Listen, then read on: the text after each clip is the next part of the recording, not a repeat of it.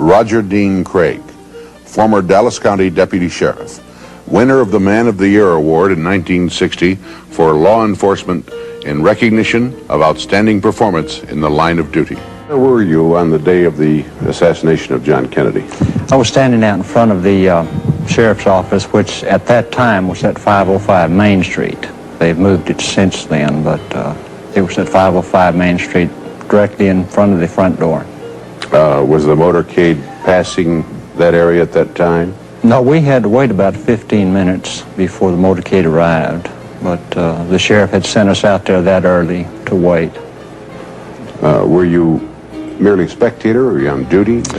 Well, no, I was on duty, but a couple hours before Kennedy was to arrive, the sheriff called us in, what I call the street people, the plainclothesmen, the detectives, and he instructed us that we were to stand out in front and in no way take part in the security of that motorcade, that we were merely spectators and nothing more. Did that seem unusual to you? It did to me at the time, because there were so many people around and so few Dallas police officers. This is one of the first things I noticed, was the lack of Dallas police officers. Try to keep the people back. And, oh, I'll say, you know, a few seconds later, give them time to get to Elm Street and make a left, I heard what I call a report, a gunshot. And I said, oh my God. And I turned and started toward Houston Street, running just as hard as I could. And I was probably 15 steps from Houston Street. And before I reached those 15 steps, I heard two more reports. Then you arrived at Elm Street? Right. Okay, what did you see? Well, there was a Dallas police officer running up the grassy knoll to the picket fence. So I immediately assumed the motorcade had left by then. And I immediately assumed that he knew something about the shots, or he wouldn't have been headed for the picket fence. So I followed him. Were you aware the president had been hit? Not at that time. Now, people were mentioning the president was shot, and someone else said a Secret Service agent was shot, and there were just stories flying all over. But my interest was to get behind that picket fence, because that's where that Dallas police officer was headed. And he was in the motorcade. He was he was a traffic officer. I worked in that area for, probably 7, 8 minutes, maybe, something like that, until I ran on to Mr. and Mrs. Arnold Rowland. Now, Mr. Rowland told me that 15 minutes before the motorcade arrived, he saw two men on the 6th floor of the school book depository. Now, one was a white male in the east corner of the 6th floor with a rifle. The other one was a colored male at the west end, south side of Elm Street, to look for any signs of any bullet striking the curb or the street or anything. By this time, it had been established that the president had been shot.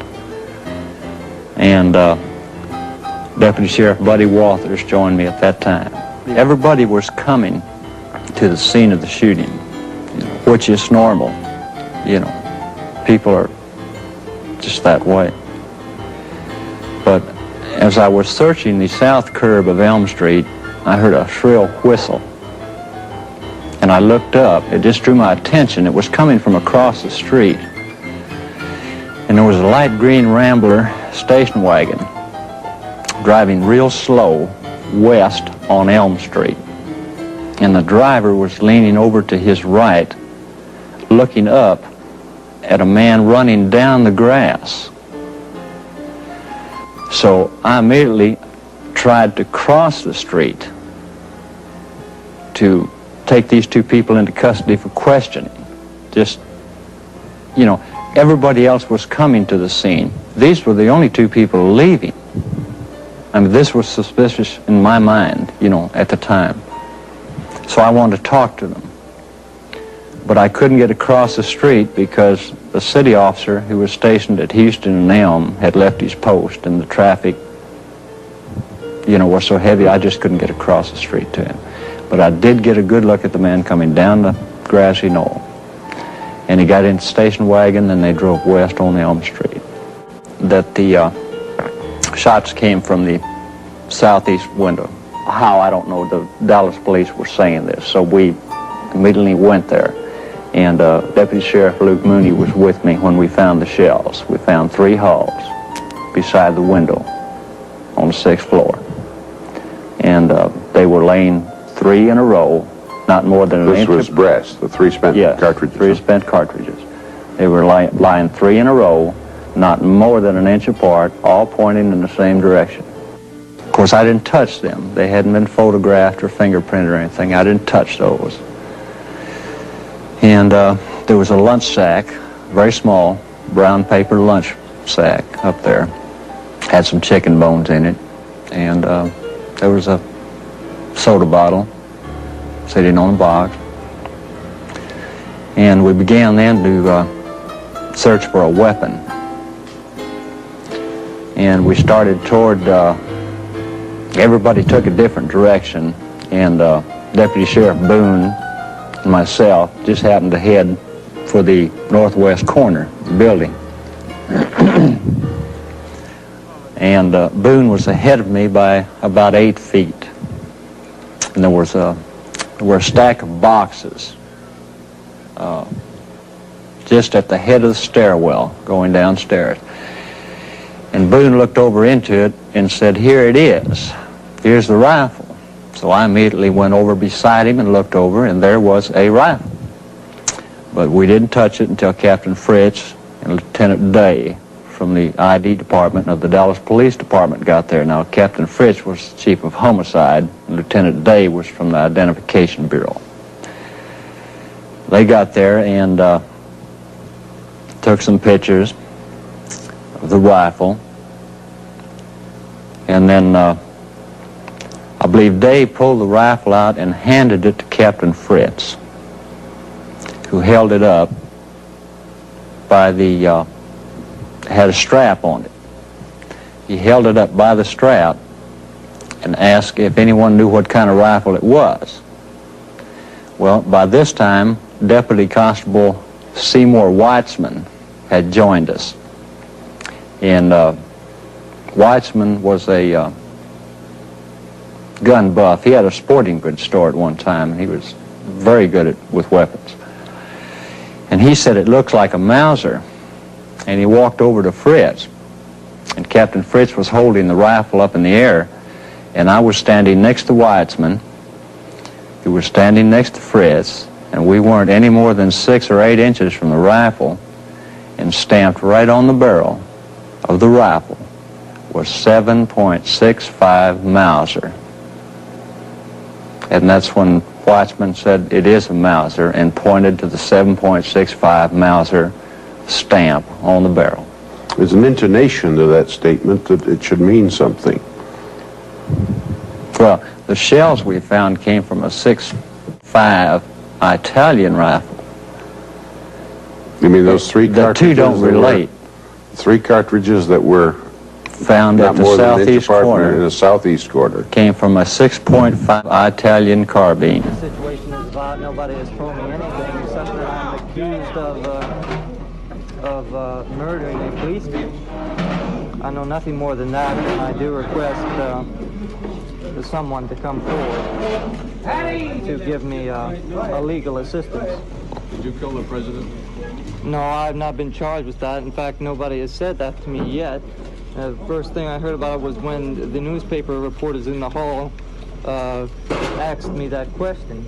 You have been. Nobody said what? Sir? You have been. Nobody said what? Okay, we can't hear you back there. Okay. What did you do in Russia? Naturally, if I work in that building, yes, sir. Back up, man. Did you shoot the president? No, they're taking me in because of the fact that I lived in the Soviet Union. I'm just a patsy. I'm just a patsy. I'm just a patsy. I have no difficulty in seeing Oswald through his brief career as a CIA man. from his Marine work to going to Russia, coming back to Dallas, where he met de Mohrenschildt and these other throwbacks to the White Russians. Why did that community pick him up if he had proclaimed himself a Marxist? Why did he work with a photography company that was doing highly classified Army photography work? How did he get into those things if he wasn't right in the middle of intelligence work? I have no problem, and I mentioned Atsugi. He wouldn't have been at Atsugi if he wasn't in this kind of work. With the assassination, I would say that his role, he probably didn't know this, was to provide for the mechanics, 2 men or 3 men, the positioning they needed for the little structural work they do before they fire their guns, like maybe the week before. The mechanics are not from this country, and they need somebody that can get them into the Daltex building, the depository building, up on a grassy knoll, or wherever they were. You know, they can't do that by themselves. They can't ask a policeman for the help. And that man is going to be removed. That's where the patsy comes in. This is an old thing. King Henry II removed the cardinal, you know, back in the 12th century.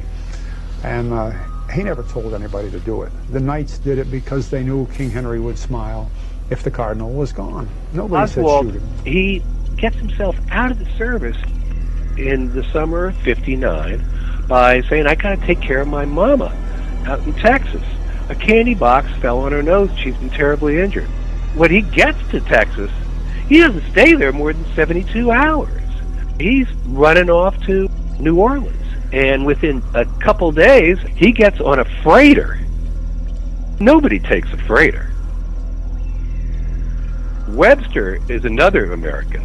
During this era, there's about 20 Americans who were living in the Soviet Union.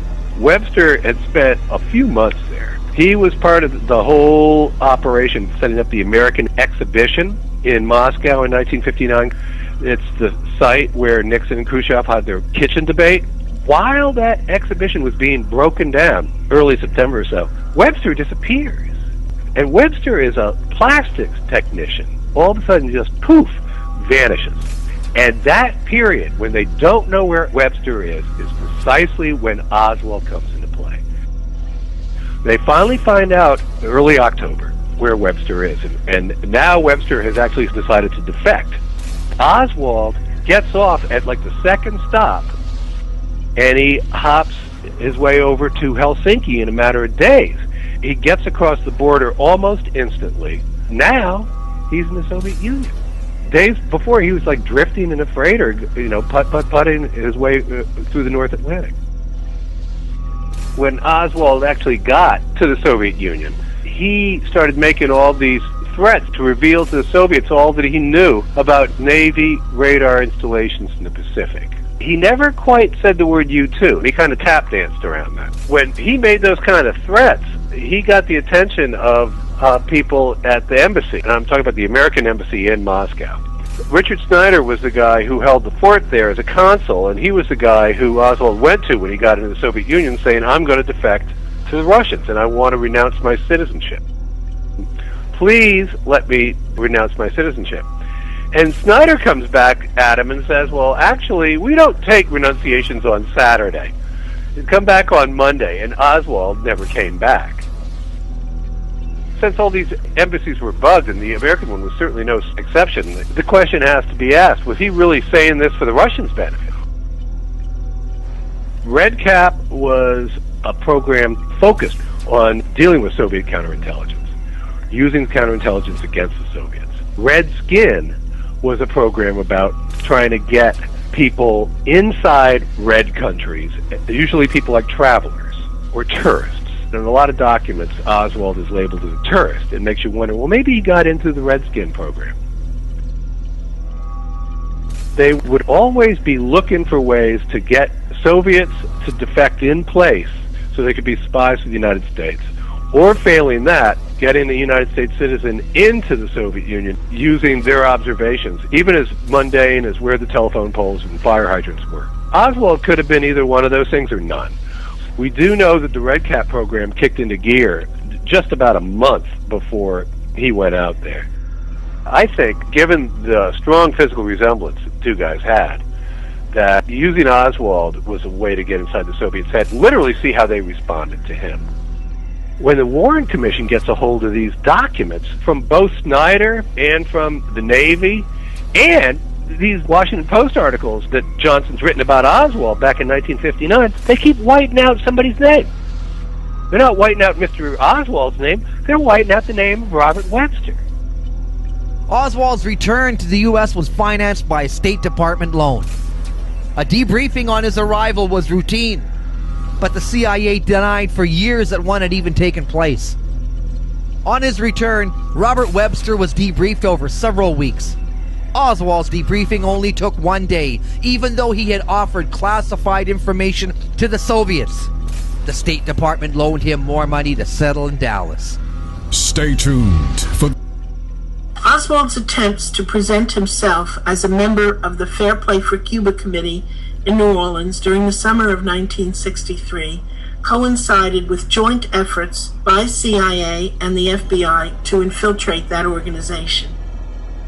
While Oswald was distributing leaflets in support of Fidel Castro and his government, he was openly associating not only with anti-Castro Cubans, but also with CIA operatives, whose politics were, of course, the diametrical opposite of those of Fair Play for Cuba. In your work with the Fair Play for Cuba Committee, what are you advocating? We advocate restoration of diplomatic, trade, and tourist relations with Cuba. CIA's infiltration of Fair Play for Cuba was masterminded by David Atlee Phillips. Phillips' strategy was to enlist, in his words, appropriate cutouts to plant deceptive information which might embarrass the Fair Play for Cuba Committee in areas where it does have some support abroad. By handing out those leaflets and presenting himself as a leader of the Fair Play for Cuba branch in New Orleans, Oswald, who was its sole member, functioned as a CIA cutout. Oswald spent his time with several intelligence components. He was on the payroll of the FBI.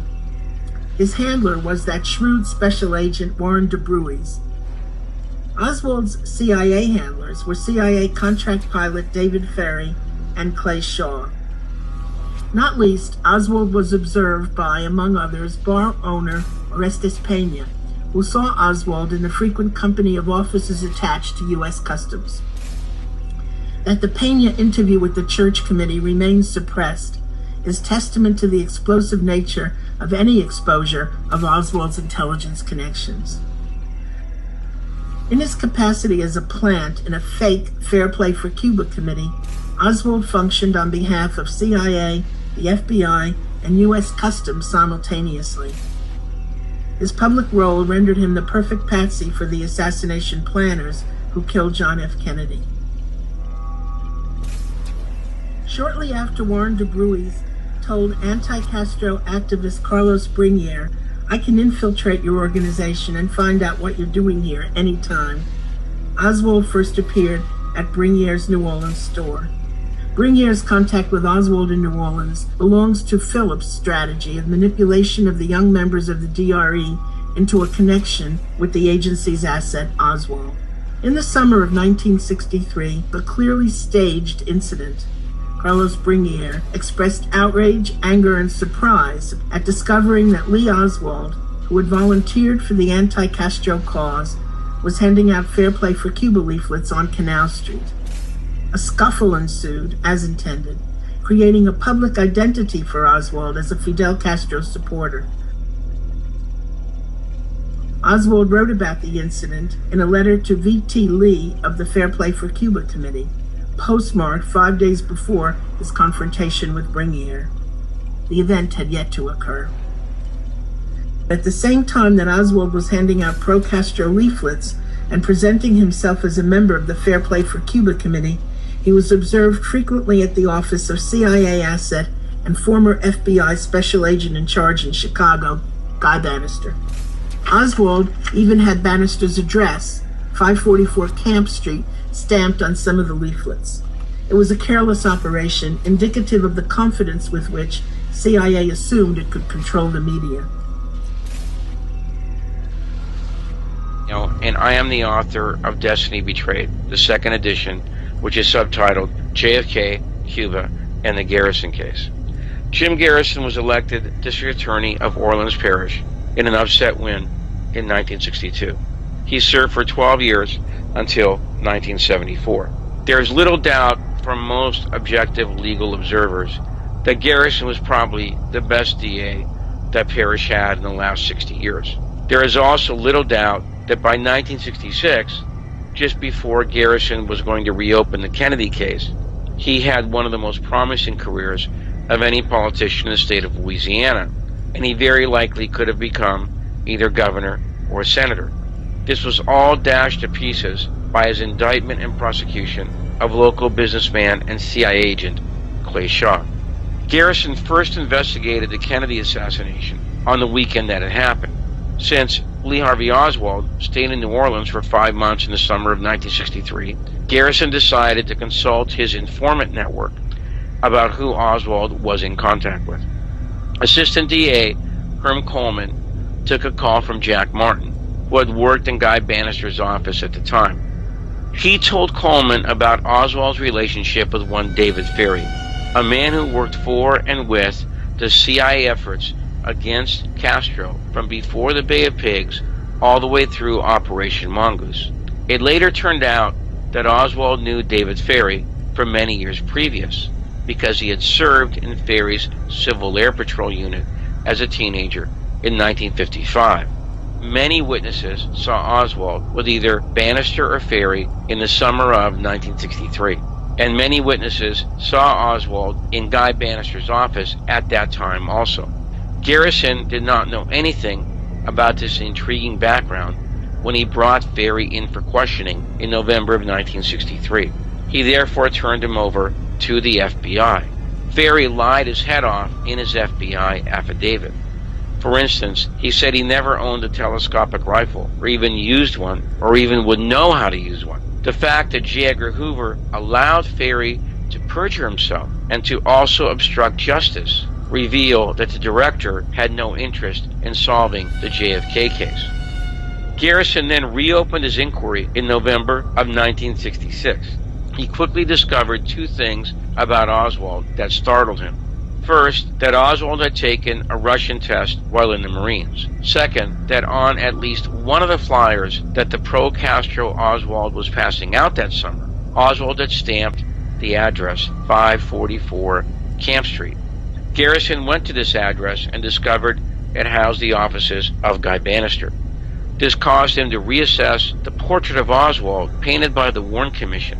Instead of Oswald as a communist, Garrison now saw him as an agent provocateur, or a double agent. This now ignited his full-blown reinvestigation of the JFK case. In the declassified files of the Assassinations Record Review Board, one of the most arresting discoveries has been that the infiltration of Garrison's office by the CIA began almost as soon as Garrison ordered the Warren Commission volumes.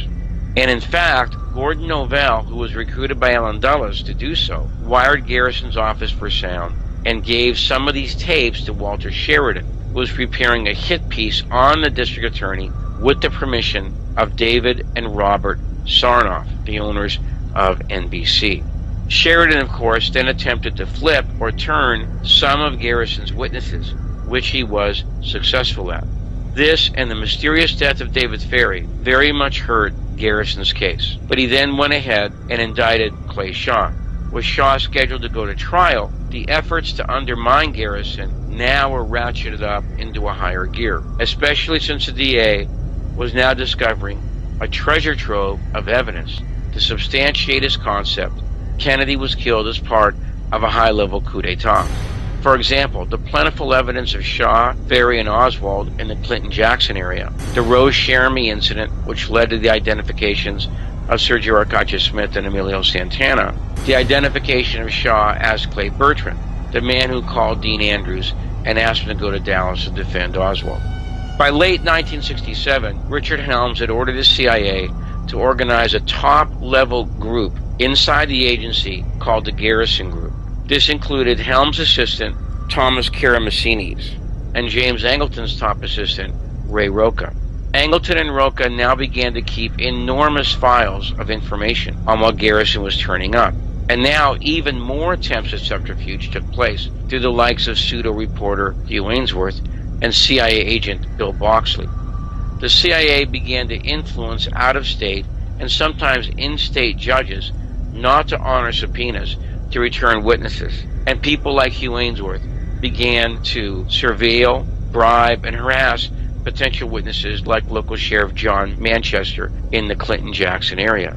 By the time of the trial of Clay Shaw, this effort went up even to a higher gear.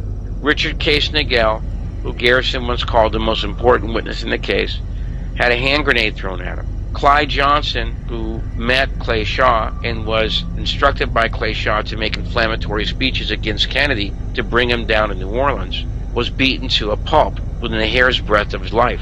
Aloysius Habekorst, who Shaw revealed that his alias was Clay Bertrand too, was rammed by a truck before he was going to testify. Because of all this extraordinary interference and the real-time monitoring of the actual trial, Shaw was acquitted. It later turned out that, as Garrison suspected, Shaw had committed perjury numerous times by saying that he never worked for the CIA, did not know Ferry, and did not know Oswald.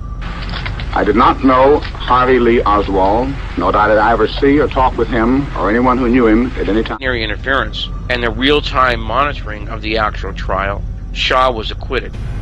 It later turned out that, as Garrison suspected, Shaw had committed perjury numerous times by saying that he never worked for the CIA, did not know Ferry, and did not know Oswald. I did not know Harvey Lee Oswald, nor did I ever see or talk with him or anyone who knew him at any time in my life.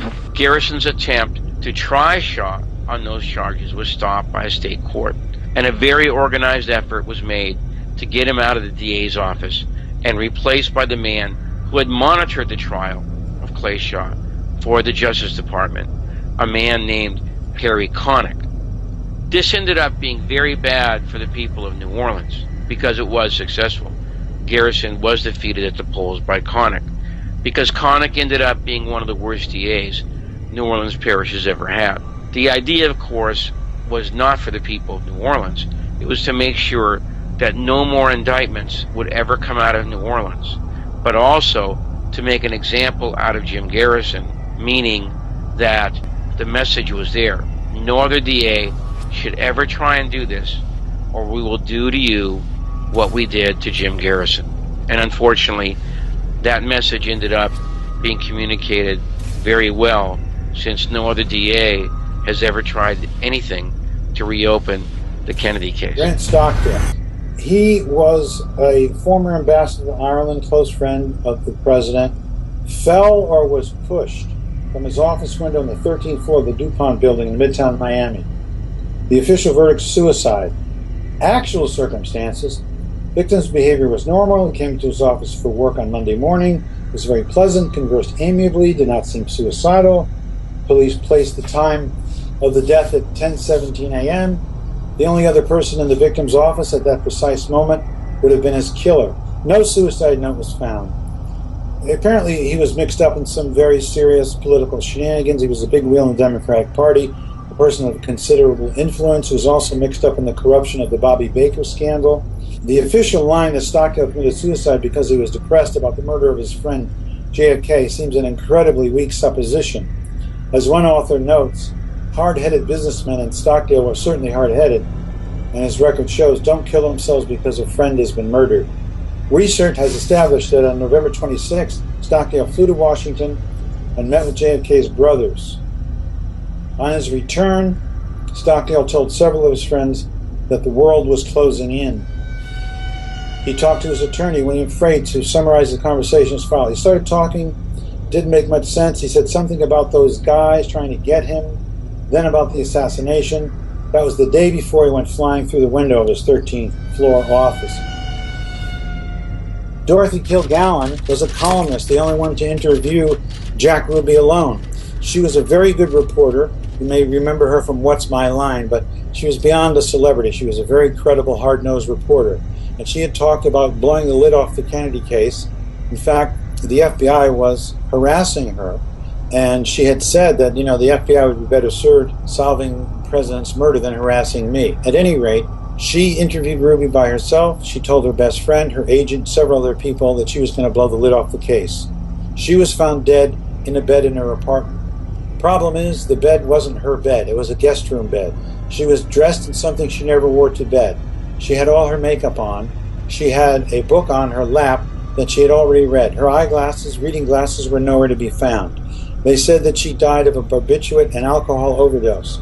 Problem was, she had 3 different kinds of barbiturates in her, and she only had access to 1, not enough to kill her. She was murdered. A couple of days later, her friend, who she told everything to, was murdered, and several other people that had that knowledge died mysteriously, and all her notes and papers went missing.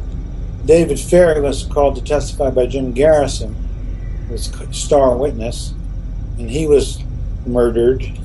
And he was working with Dr. Mary Sherman on fast-acting cancers. This gets to be like almost science fiction. She died of multiple stab wounds, penetrating the heart, liver, stomach, labia minora, left arm and right leg, extreme burns of right side of body, complete destruction of right upper extremity and right side of thorax and abdomen, exposing vital organs. Official verdict, unsolved murder. Just to put a button on Dr. Mary Sherman, she was deeply involved in covert research developing a super cancer as a biological weapon. Dr. Sherman also knew both Lee Harvey Oswald and David Ferry, both of whom were involved in the same research project. George de Mohrenschildt, to me, is one of the most compelling and mysterious characters. Here's a Russian count, a known Nazi who sometimes pretended to be anti-Nazi, was a friend of George Bush Sr. He was an oil engineer, sometimes known as Baron de Mohrenschildt.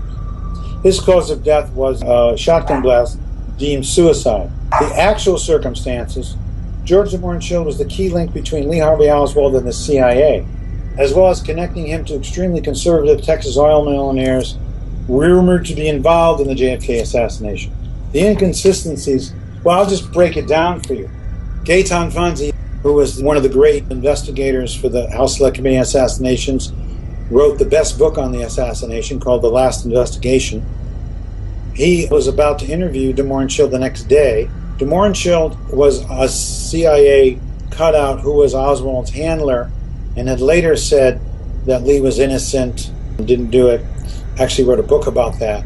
But he was getting ready to testify, and they say he shot himself with a shotgun. The only problem is his wife was a soap opera fan and had an audio tape recorder going, recording the soap opera because she had to go out. And on that tape, you hear they have an alarm system in their house, and there are 3 levels of the alarm, and there was a middle level, which meant someone had come in, a beep, beep, beep sound, and then you hear footsteps and an explosion. So, you know, he was murdered, clearly, and his wife said, you know, that he was murdered, and she was terrified. I mean, that's how you keep witnesses quiet. You know, you blow their heads off, and everyone around them doesn't talk. Sullivan, high up in the FBI, was shot on his porch, mistaken for a deer. He was talking too much. Sam Giancana was about to testify before the House Select Committee on assassinations. He was under house arrest, was shot in the back and then 5 times around his mouth just before he was about to testify. Johnny Roselli, who was recruited by William Harvey of the CIA to assassinate Fidel Castro, he was shooting off his mouth too. He was called to testify, I believe by Gaetan Fonzi, and he was found chopped into pieces in a barrel floating off the bay in Key Biscayne. That's what they call suicide in New Jersey, but other people have another name for it. The thing that is so fascinating and proves conspiracy is that these people were either getting ready to testify and or they had foreknowledge or were talking after the fact and then died mysteriously. The secrets of both Kennedy assassinations may lie buried in a desert cemetery in Arizona. They called him a man of 1,000 faces. That's what he was called. He hated all communists, you know. He what you call 100% American all the way through. You don't mess with him and well, he'll blow your ass apart. Morales was a legendary backstreet operator for the CIA. If you saw him on the streets of the South American capital, you knew a coup was about to happen. That's when the terrorists took over for 3.5 years. They went from door to door. Vive aquí, Juan Perez, you know, so they opened the door. You had to kill children, old man, anybody that's there got killed, right down the line. All these holy people that think that by talking to people you're going to get it done, you got to kill them. From there they had to go to Chile, overthrow Allende. Well, you know about the money that was there, wasn't you? Yeah, can you tell the story about that? Well, I know the fact there was $10 million there that disappeared. He flew down to Chile with some advance information that there was U.S. dollars in the treasury down there, and he indicated to me that there was somewhere around $10 million involved, and that his participation in it was only $2 million. And then it was within 2 or 3 months of that, David asked me to buy as much land as I could buy without anybody starting to talk about it, just be very quiet about it. He was striding around the room and he was out of control, and I don't ever recall seeing him lose it like that before. And what was his actual comment then that finished that? It was something like, I was in Dallas when we got that motherfucker, and I was in Los Angeles when we got the little bastard. What it said to me was that he was in some way implicated with the death of John Kennedy. And let's go one step further, and also Bobby. They were sort of getting, and I wanted some information about what happened down there, at Dallas.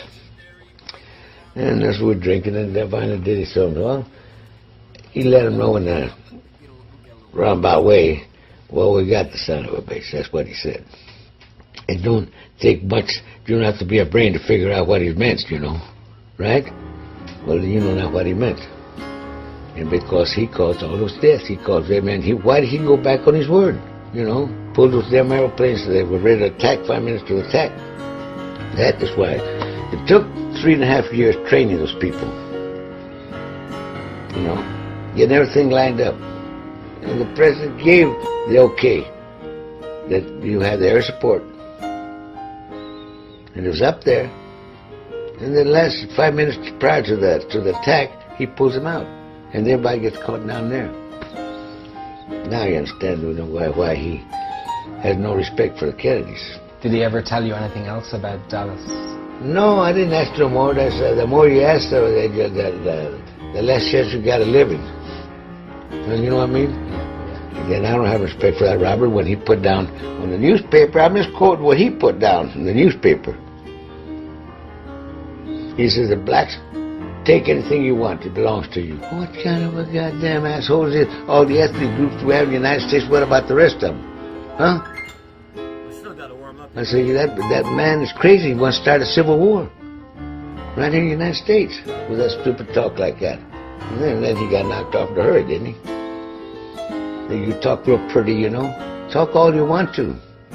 Action's what you need, man, and you better know it. It's like theory. Theory's great. But it ain't worth the damn if you're not streetwise. And Diddy was streetwise.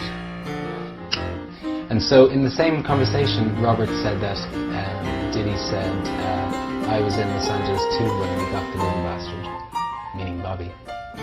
No, he wasn't in Los Angeles, but he just said that we got him, that they got him. There's just a difference, the wording, Because the only reason he'd be in that area at that moment, because he had his daughters were married, one of them was living over there, Okay.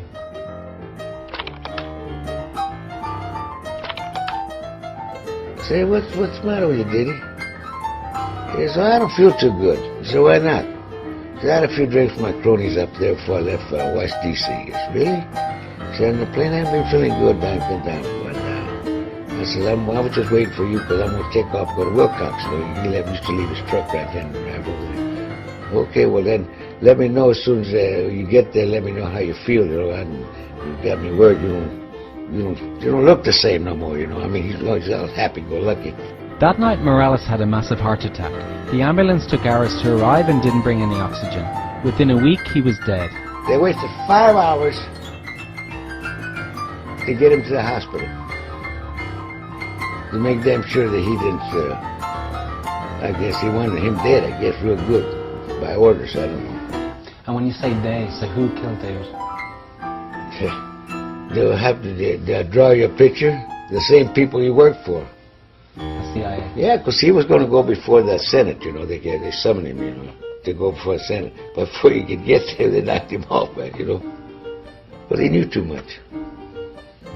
Yeah, he was the number one man in the CIA. You only had two bosses, the president and the head of the CIA. And didn't he have plans to teach? Yeah, he wanted to go teach at Flagstaff, political science.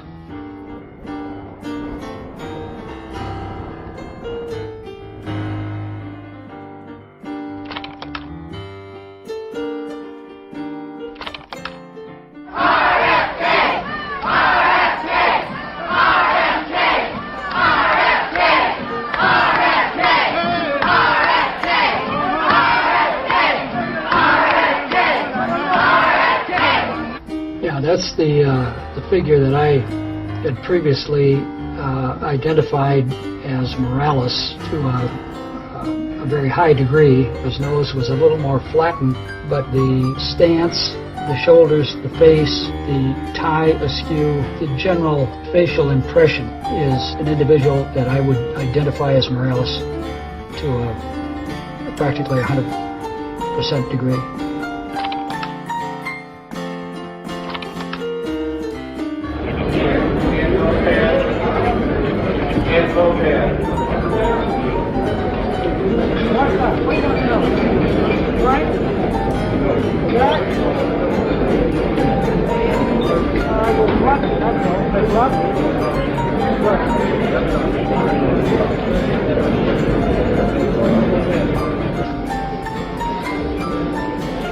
Please, could we ask for your cooperation? Those of you inside of the circle around here, could you move back, please, in a way you can't do anything, and you can't see anything. There's nothing here.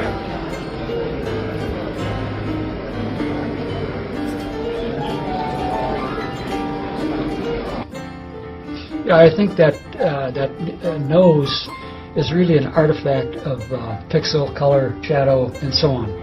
This definitely, from the profile, is hugely similar. The body language is very, very much characteristic of Morales.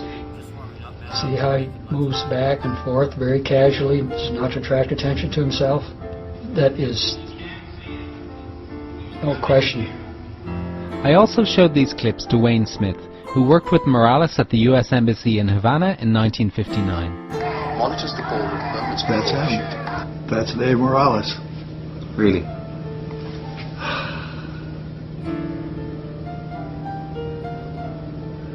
Yeah, I'm virtually certain. Is there anything? No, we see him again. We see him again. Go ahead. Let's and you'll see him repeated.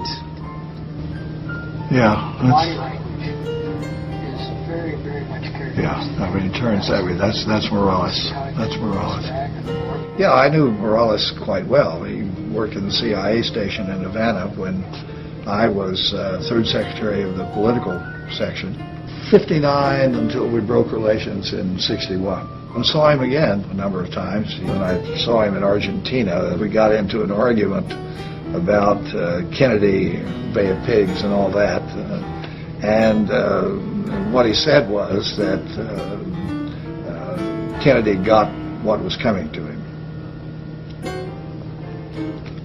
And did he give any indication that he might have been involved in some way? He didn't. He said Kennedy got what was coming to him. He said it in a very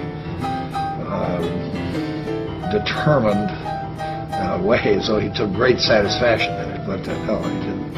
Is there a benign explanation for why he would be there?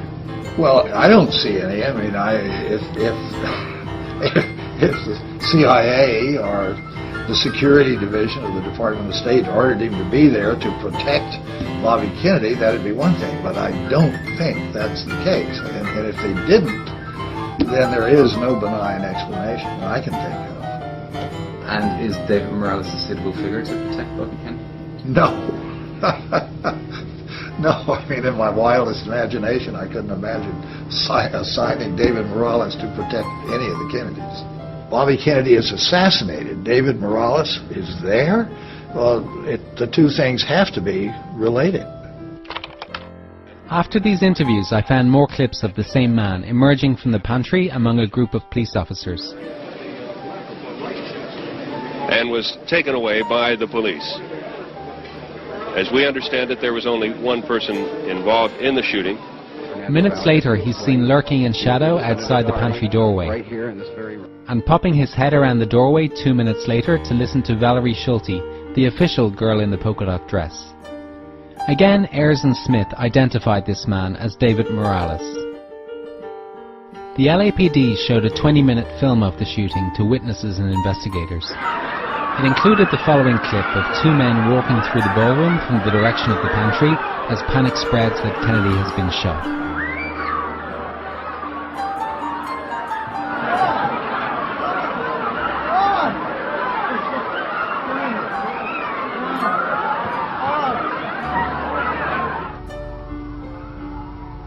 Yeah, that's excellent.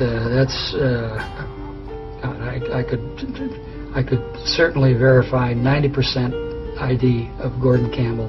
Less a little hair, as I remembered him. The facial features are certainly his. Absolutely. And, I'm looking beyond the face. I'm looking at the body, the carriage. Take a look at that again. It's a wonderful setting for an assassination because the obvious thing that's going to happen is this total and complete chaos, and you can get lost in the crowd. Obviously, the two of them are together. They're looking for a way out because this fellow is guiding him, showing him an exit. Before I finally located a clean print of this clip, Campbell appeared to be carrying something in his hand. The clean print shows his hand is free, but held in an unusual manner across his chest. Campbell also appears in a photograph taken in the ballroom a couple of hours before the shooting. I would say better than 90%, Shane, that these are the same individuals. And can you identify the man with him? No, I told you that face is familiar, but I've looked at that photograph. I can't. It does not surprise me at all that these folks would be so audacious as to believe that they could pull this off. In fact, they did.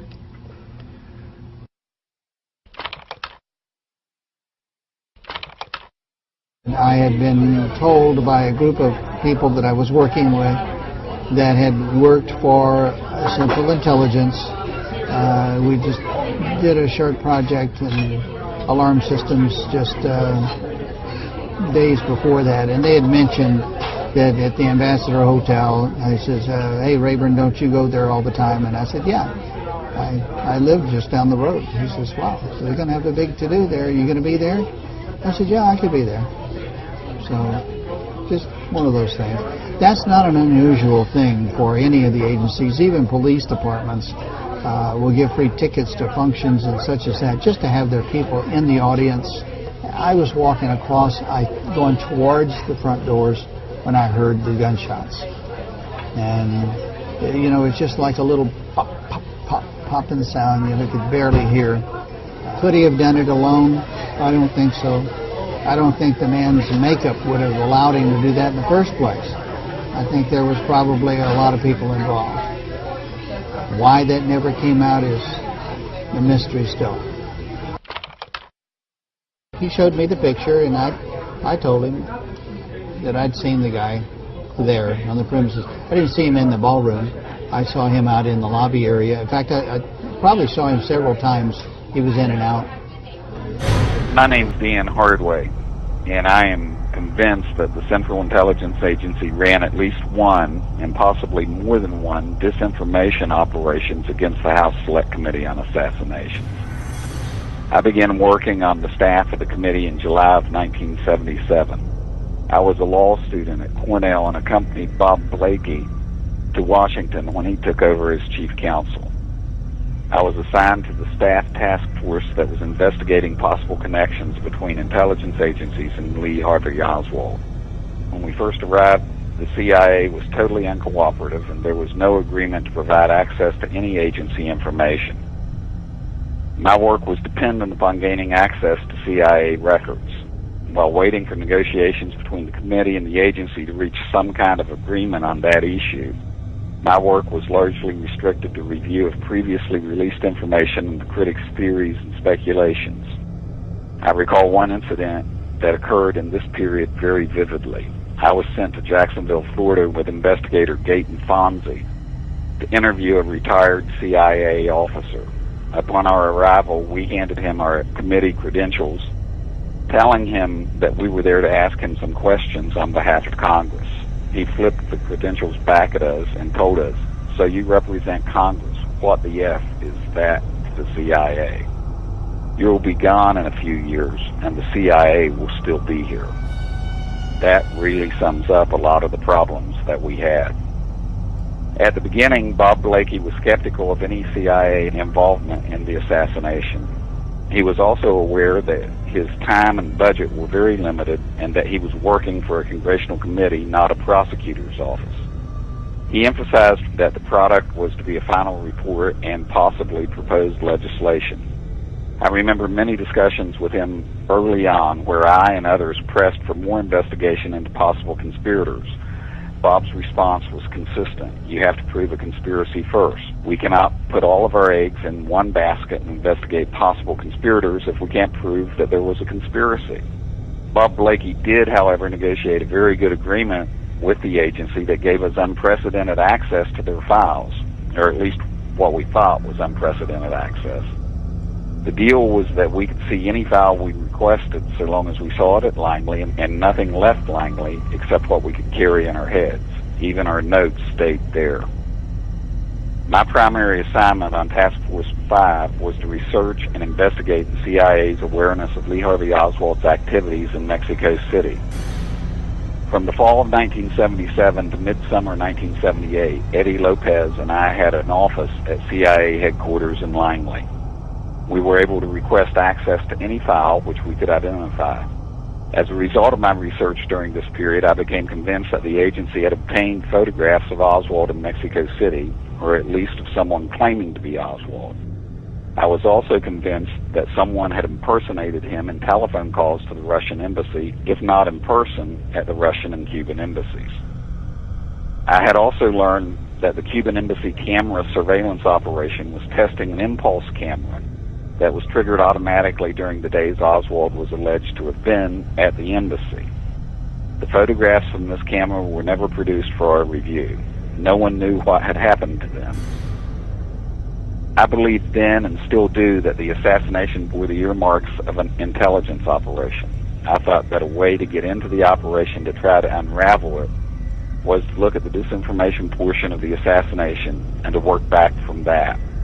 I identified the sources of the stories that came out immediately after the assassination with detailed information about Oswald and his pro-Castro activities.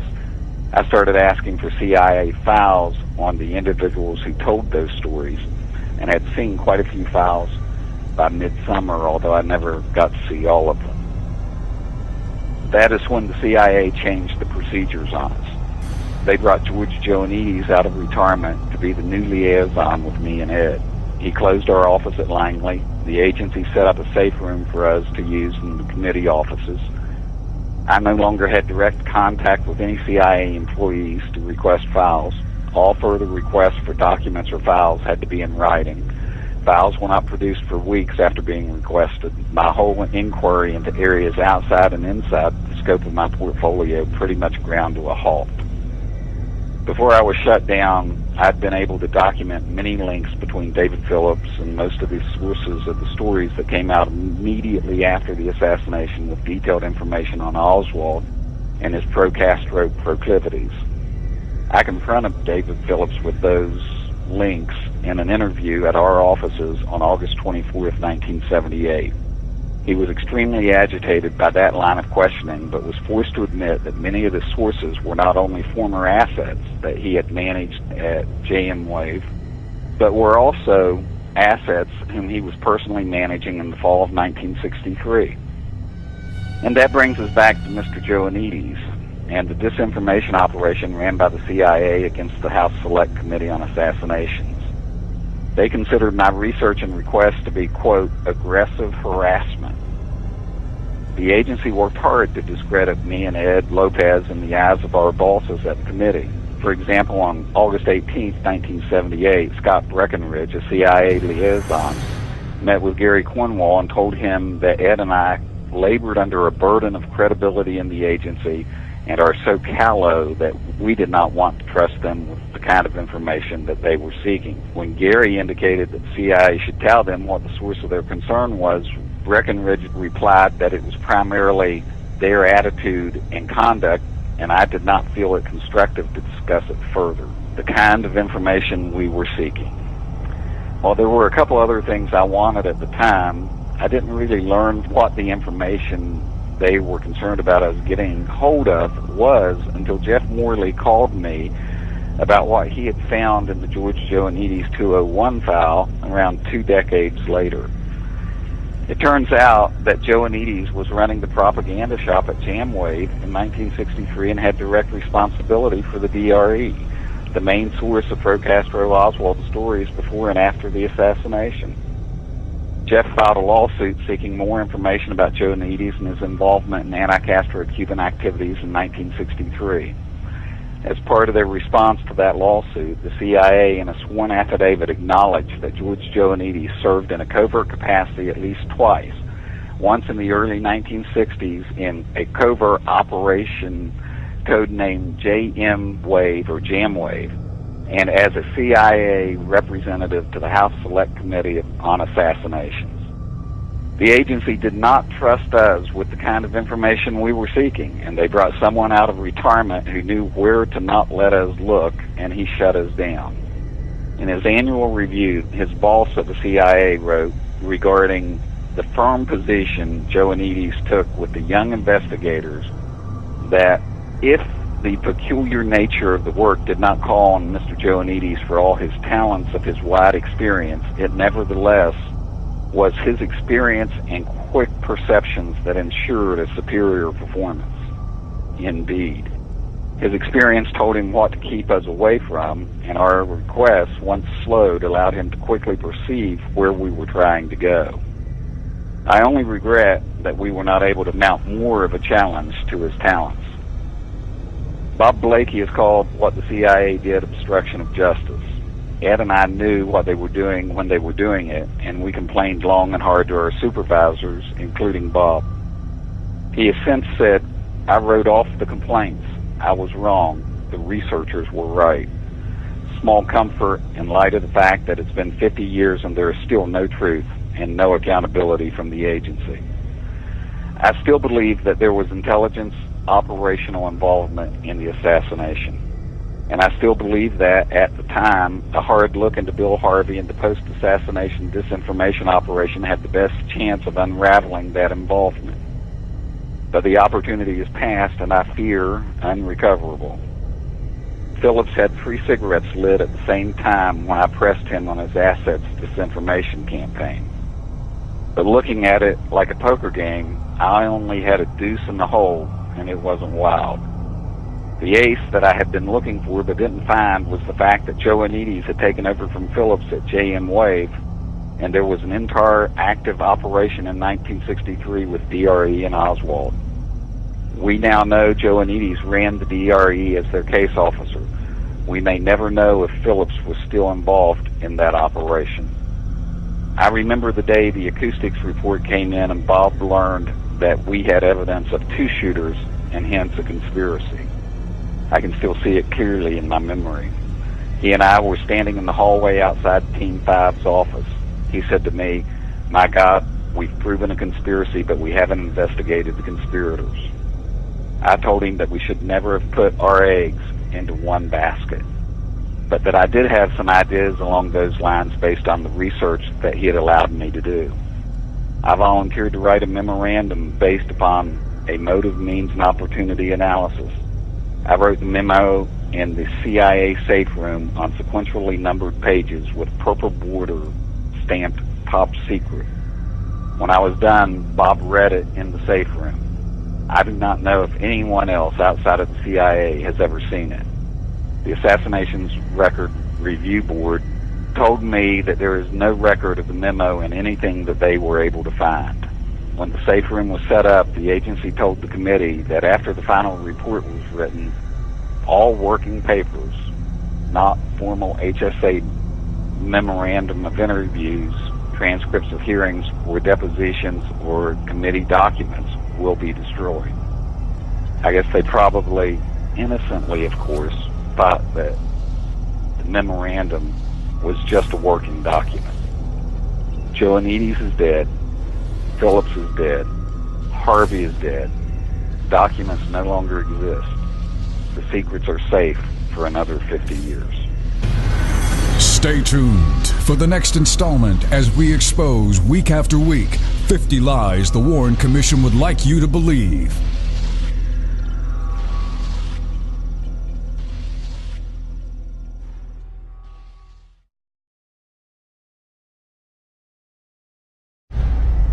This is Jefferson Morley from Washington, D.C. My interest in the Kennedy assassination really started to develop in the 1980s. It was not as an investigative reporter. My interest was more kind of cultural. I was interested in movies and fiction that had been inspired by the assassination of President Kennedy or influenced somehow by it. I knew about the many theories. I'd read a few books, but I never really had strong opinions and never really thought of it as a journalistic subject for myself. That changed with Oliver Stone's movie in 1991. I was here in Washington at that time, and the tremendous furor that the movie set off, especially among Washington journalists of my acquaintance. Many a dinner party was ruined that year by intense arguments. And I found that whole phenomenon very interesting. In 1992, when I read that Congress had passed the JFK Records Act, that's when I first was intrigued as a journalist, because it was at that time that I realized there were going to be new records, new government documents about the assassination. In those records, there will be interesting stories. They may not tell us who killed Kennedy, but they'll still be interesting. They'll tell us something about this moment that is so controversial in American history and so filled with confusion and doubt and dispute. I met John Newman, who was a retired Army intelligence officer and also an academic historian. I really liked John Newman's approach to the JFK story. It was very focused on documents. It was very focused on creating an empirical record of what the CIA knew about Oswald and when they knew it. And I began reading all of the new documents that had been released, not looking for anything in particular, just familiarizing myself with the new evidence. In there, I ran across CIA cables concerning Oswald that were dated before the assassination. They showed that people in the CIA knew who the alleged assassin was. So who were those people and what did they know? That's kind of a basic investigative reporter's question. On several documents, I ran across a name, Jane Roman. She worked in the counterintelligence staff. I thought, well, what if she's still around? She might have something interesting to say about these documents. And I did a little searching. I couldn't find her, but I found somebody in her family who I managed to talk into giving me her phone number. I sent her a copy of the cable, and I said, your name appears on here. Could you talk to me about this document? I went to interview her with John Newman. She said some very interesting things. I wrote up what I found there in a piece for the Washington Post, which appeared in April of 1995. Basically, what Jane Roman said in commenting on the cable was it indicated to her that somebody in the CIA Special Affairs staff, the anti-Castro operation, had taken a keen interest in Oswald. That was her phrase, keen interest in Oswald. That, I thought, was newsworthy. Why would somebody take a keen interest in Oswald when he was completely obscure, kind of a itinerant young man of no particular distinction? Why would people at the top of the CIA be taking a keen interest in him? No CIA officer had ever talked on the record about pre-assassination of Oswald to a journalist before. This is some 30 years after the assassination. I thought that was a good story. I took an interest in the confrontation between Oswald and anti-Castro Cubans in New Orleans in August of 1963. And I took an interest in the group, the Cuban Student Directorate, and looked through the CIA files in the National Archives about them. And sure enough, they had been supported by the CIA. Communications concerning the Cuban Student Directorate were addressed to or from somebody named Howard. And I was trying to figure out who Howard was. So finally I put the question to the JFK Review Board itself, and I said, why don't you ask the CIA who was the case officer for the DRE in the summer of 1963? And I didn't find out the answer for a year. The documents came into the public record, and they showed that the case officer for the DRE, the man named Howard, was in fact a CIA officer named George Joannides. None of this was known to the Warren Commission. This whole area of CIA assets being in touch with the accused assassin before November 22nd, 1963, CIA assets using their knowledge of Oswald to create the impression that Oswald acted at Castro's behest. This really calls into question whether the Warren Commission and even the House Select Committee ever even had the basic records related to the assassination needed to pass judgment. And the fact is they didn't. Not only had Joannides been the case officer for the DRE in 1963, but he had another role in the JFK story. And that was, in 1978, he had served as the CIA's liaison to the House Select Committee on Assassinations. I called Bob Blakey, the general counsel of the HSCA, who I knew slightly, and I said, Bob, do you recognize this name, George Joannides? Did you ever know what he was doing in 1963? He said, well, no, he wasn't doing anything in 1963 because we had an agreement with the agency that we didn't want people who were operational at that time to be involved in the investigation. And I said, Bob, let me show you what he was doing in 1963.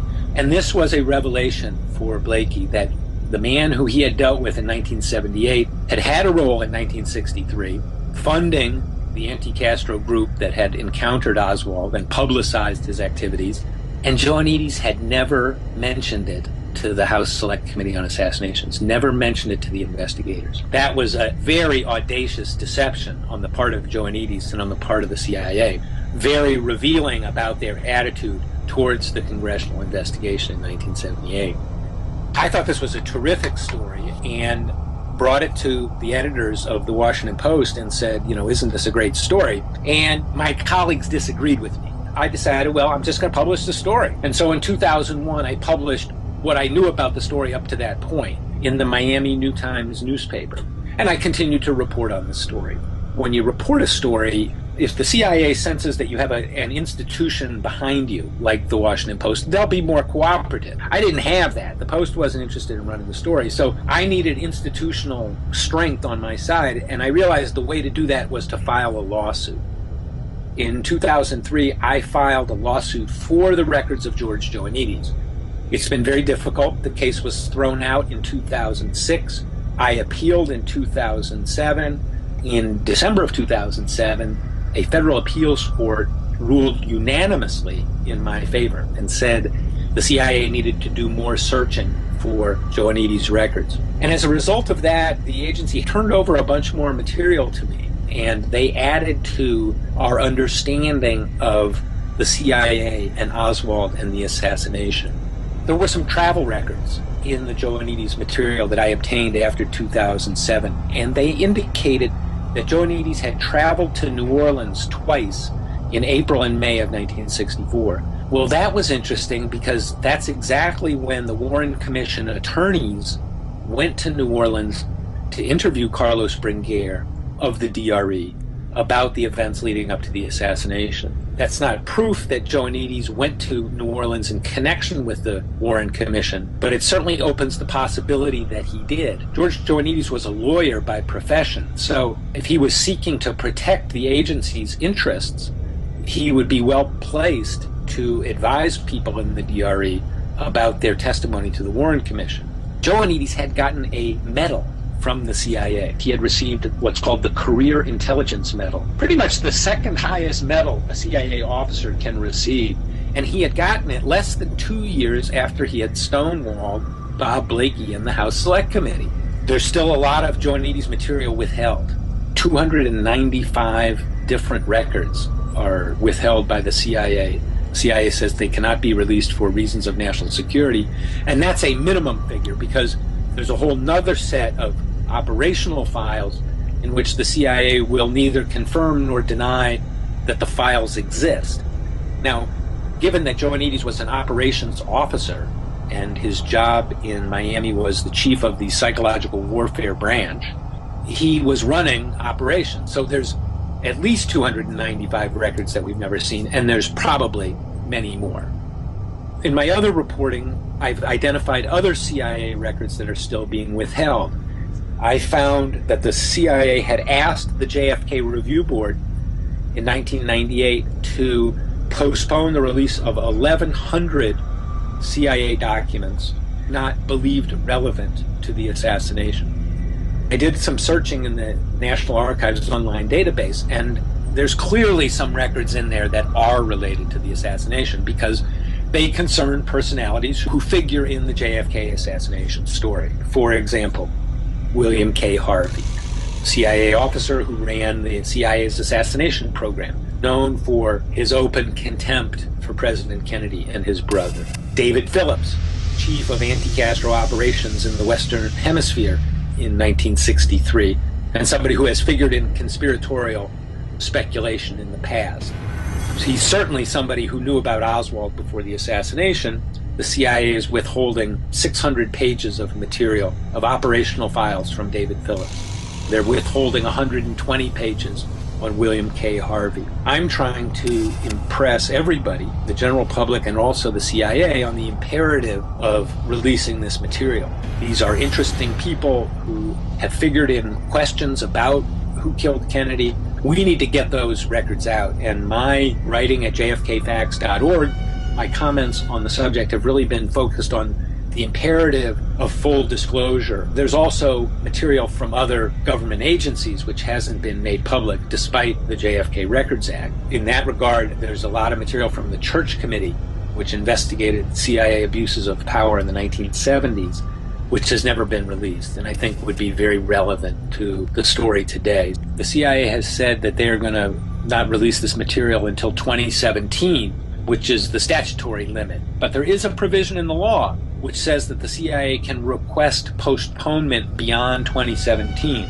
I fully expect them to do that in the absence of demands from the public. What I'm focusing on now in the 50th anniversary and in the years ahead is creating the pressure and making the case for release of this material as soon as possible. I think it will complete the record of the assassination. It will shed new light on important dimensions of the assassination which we do not know about right now.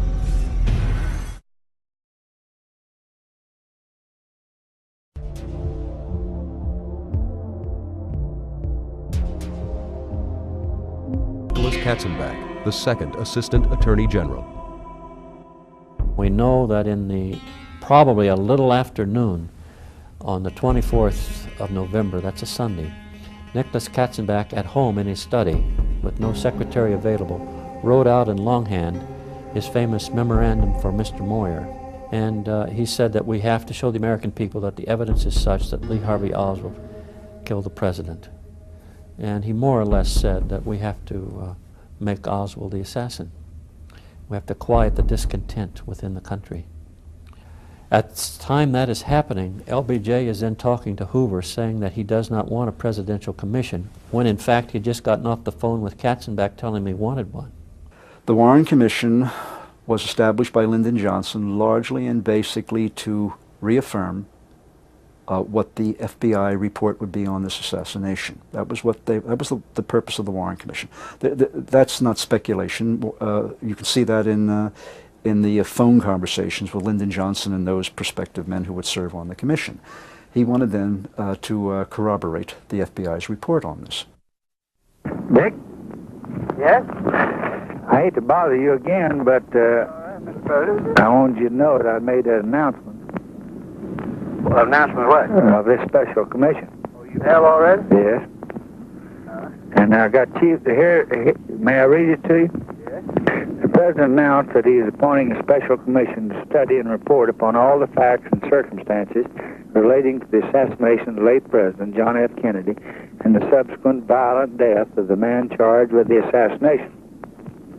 The President stated that the majority and minority leadership of the Senate and the House had been consulted with respect to the proposed special commission. The members of the special commission are, Chief Justice Earl Warren, Chairman, Senator Richard Russell, Georgia. Senator John Cooper, Kentucky. Representative Hale Boggs, Louisiana. Representative Gerald Ford, Michigan. Honorable Allen Dulles, Washington. Honorable John J. McCloy, New York.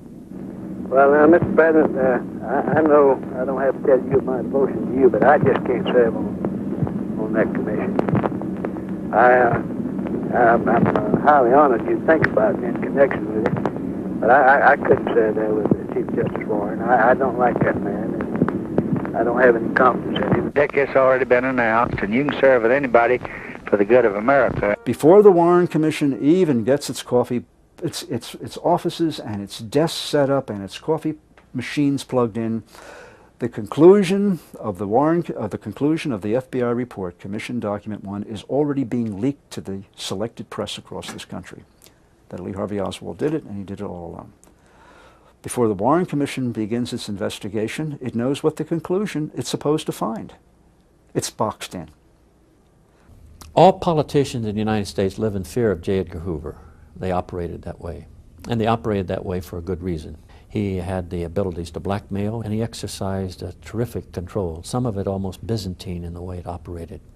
And people that looked upon J. Edgar Hoover as sort of a latter-day American Christ, when in fact he was an ugly blackmailer, a man with no morals. Now the Commission was concerned about this, the fact that they were boxed in, the fact that the conclusion that the conclusion they were supposed to arrive at, that Oswald did it all by himself, a lone nut, that already was being leaked in the public. They talked about this endlessly. Who was leaking? Who was leaking? Well, we know who was leaking. It was the FBI. Allen Dulles, director of the CIA, until Kennedy fired him, was one of the commissioners responsible for producing the 26-volume Warren Report on the president's assassination. Lyndon Johnson appointed the Warren Commission, which was made up of very dignified and honorable men, liberals and conservatives, Democrats and Republicans. And people think they conducted an investigation of the Kennedy assassination. They did not. The FBI conducted the investigation. The tenor of the Warren Commission is most dramatically revealed in the transcripts of an emergency session called by the Commission's attorney, Lee Rankin. Rankin had received evidence that Oswald once worked as an agent for the FBI. It concerned him for a number of reasons. Most obviously, because it tied Oswald into Hoover's agency. The transcript reads, Rankin, if that was true and it ever came out and could be established, you would have people think that there was a conspiracy to accomplish this assassination that nothing the Commission did or anybody could dissipate. Boggs, you are so right. Dulles, oh terrible. Boggs, the implications of this are fantastic, don't you think so? Rankin, now it is something that will be very difficult to prove out. I am confident that the FBI will never admit it, and I presume their records will never show it. Dulles, why would it be in their interest to say he is clearly the only guilty one? Rankin, they would like to have us fold up and quit. Boggs, this closes the case, you see. Rankin, they found their man. There is nothing more to do. The Commission supports their conclusion, and we can go on home, and that is the end of it.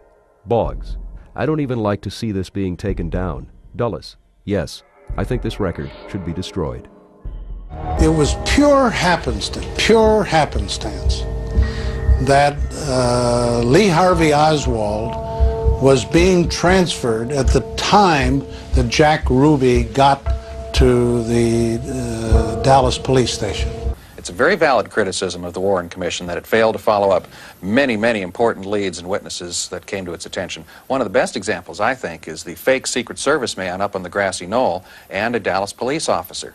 Within a minute or two after the shooting, Officer Joe Marshall Smith ran up on the grassy knoll following the other witnesses. That's where they all went initially.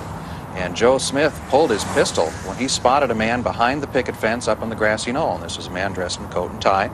And this man, even looking right into Smith's revolver, said, "Hey, I'm Secret Service." And he pulled out some credentials that, to Officer Smith, indicated that this man was legitimate. Smith left him alone and went away, investigating other areas in the plaza. The important part is that the Secret Service at no time had any agents anywhere in Dealey Plaza, with the exception of the agents who were riding in the motorcade.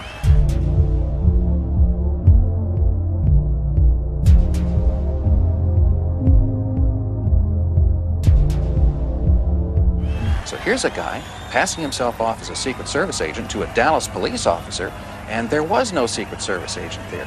The Warren Commission either didn't know that or didn't want to know. They didn't even ask Officer Smith pertinent questions about that encounter. And to me, that's one of the great failings of the Warren Commission, and a typical example how important evidence was overlooked initially or lost at that time. Even two of Kennedy's top aides, riding in the limo directly behind the president's, insist that there was more than one shooter. Both of these men were World War II veterans, so they knew the sound of gunfire, and they were convinced that the shots, including the fatal shot that took away part of the president's head, were fired from the front. Dave Powers, one of those White House aides, in a startling admission to researcher Tom Hartman shortly before he dies, describes being pressured to change his testimony to investigators. I asked him, why didn't you tell the Warren Commission this?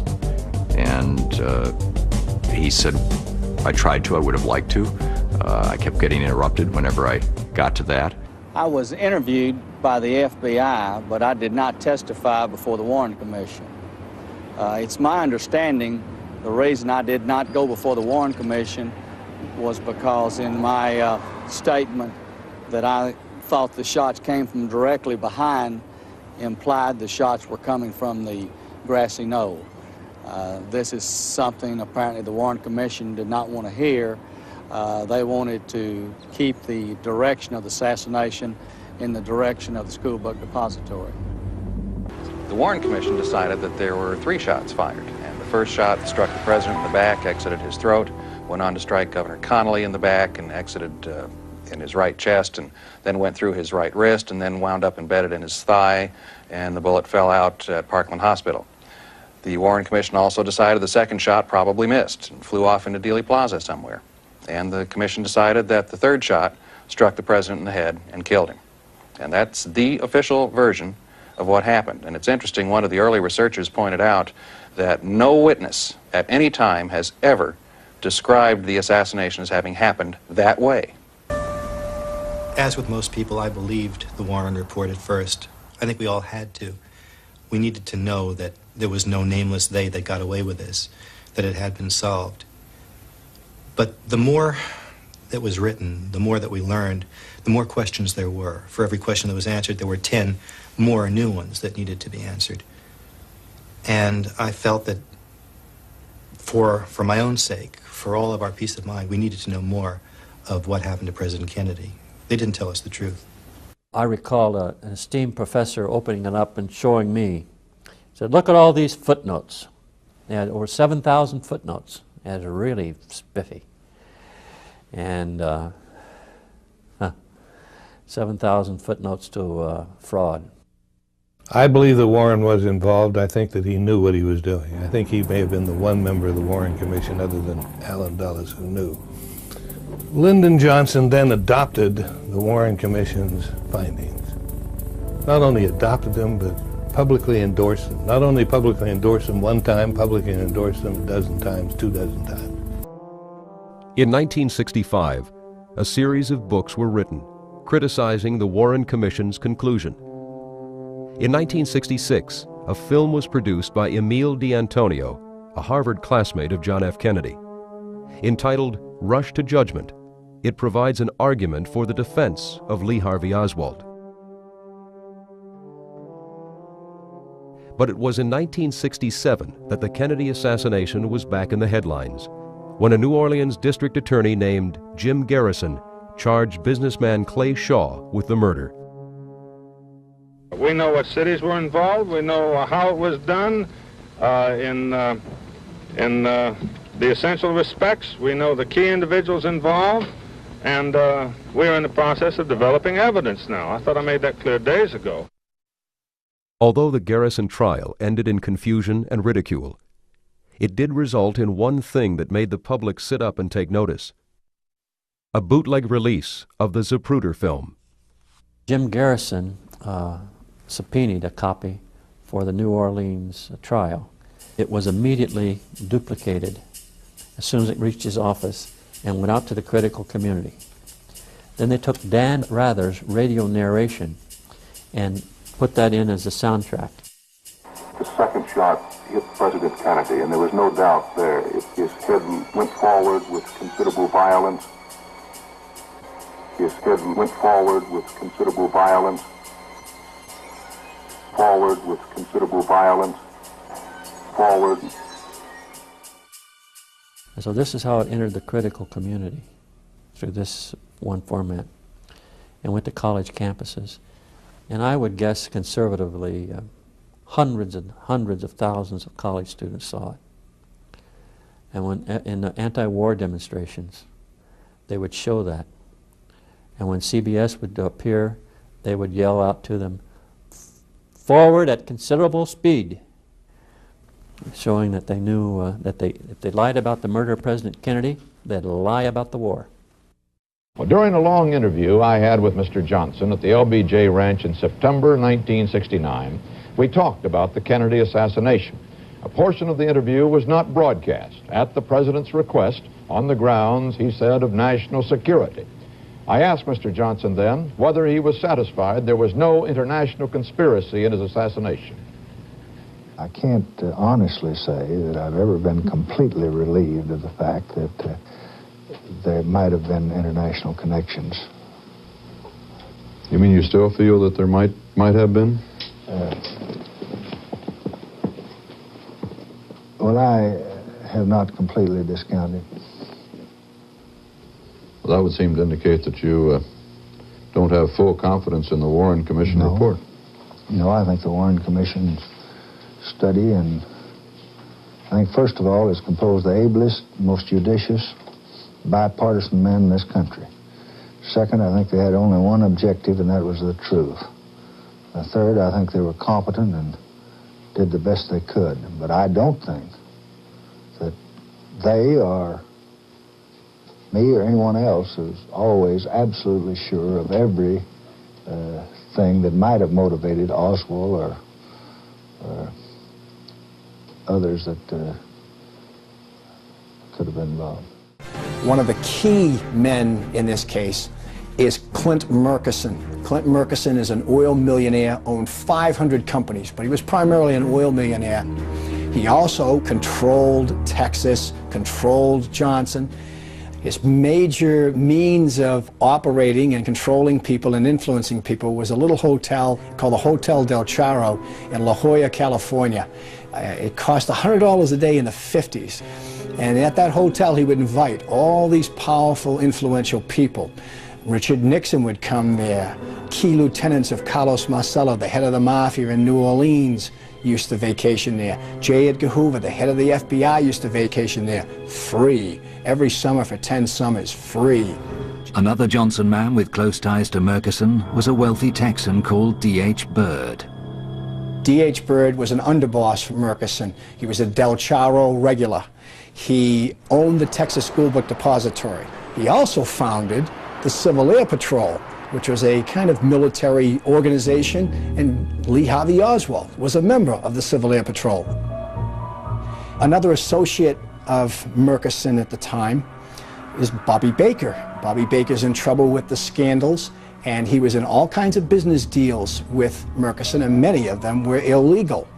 So Murchison was concerned that Baker and that corruption would lead to his door. And maybe not only would Baker go to jail and Lyndon go to jail, but maybe Murchison would go to jail.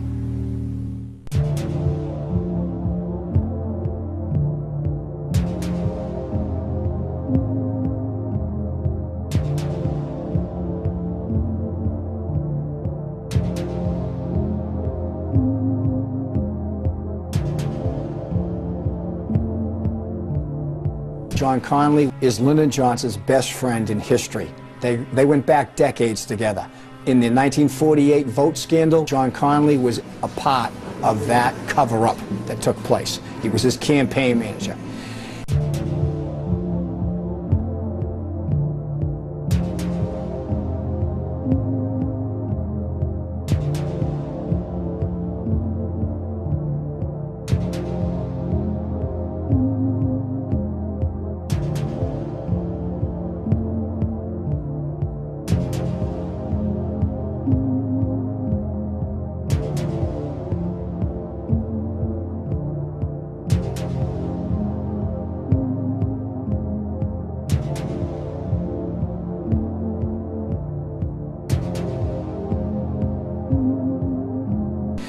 It is without question John Conley who entices John F. Kennedy to Texas.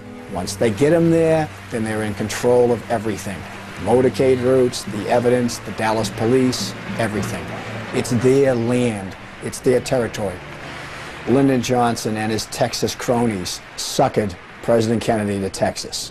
He's got the power to give the CIA what it wants as president, as opposed to Kennedy, who they feared. He's got the power to take the National Security Action Memorandum that Kennedy had signed in November of 1963, tear it up, reverse it, and create a war where 3 million soldiers wound up going to Vietnam instead of 16,000 being brought home by JFK. He can make J. Edgar Hoover director of the FBI for life. He's the man in the middle. Some of the concerns he had, the most he had been able to find out that there was a connection between the assassination and persons whose names were Billy Celestes. At this courthouse in Franklin, Texas, a former Johnson business associate, Billy Celestes, appeared before a grand jury. According to Billy Celestes, there were 8 murders perpetrated on the part of Lyndon Johnson. The first name was a man named Douglas Kinzer. That was followed by a number of men involved in Estes businesses who were corrupt, and they were all killed with carbon monoxide. Josepha Johnson's name is listed on this Justice Department document. That's Lyndon Johnson's sister. So Estes is accusing the Vice President of the United States of murdering his own sister. And the 8th name listed is the President of the United States, John F. Kennedy. And then there is a promise of knowing more. And if Billy Celestes is telling the truth, and there is every reason to believe he is, it gives you an idea of the depth of the corruption and the ruthlessness of Lyndon Johnson. And persons whose names were Billy Celestes and Bobby Baker. Secretary to the Senate majority. Basically, he was the secretary for the Senate. And he was one of Lyndon Johnson's closest associates. And everything that Lyndon Johnson wanted to perpetrate, he had Bobby's help. Essentially, if somebody wanted to get a military contract and they wanted influence of Lyndon Johnson to help them, they had to pay off Bobby Baker, who would then pay off Lyndon Johnson. It's the world of bribes. Bobby Baker was involved in a call girl service. He was involved in real estate scams. He was involved in dealings with organized crime. He was in dealings with oil men, particularly Clint Murkison, an oil millionaire from Texas. So as a result of all this, Bobby Baker was in big trouble. And with a little bit of inspiration on the part of the Kennedys that they could get Bobby Baker to talk, Lyndon was all done. Lyndon Baines Johnson, if Robert Kennedy had his way, would not only not be on the 1964 ticket as the vice presidential candidate, but he would go to jail for the corruption that he was involved with. Although Johnson faced political extinction at the hands of the Kennedys, he had powerful allies with their own agendas that threatened the president, as researcher Gregory Burnham explains. People would think that he had no enemies. He was so popular, he smiled, he appeared happy. Everyone loved him worldwide. But what people don't seem to understand is behind the scenes, he was making changes, and he was making them decisively, and he was taking some very, very daring steps. He was committed to pull out of Vietnam. By October, he had signed a document, an SAM 263, to that effect.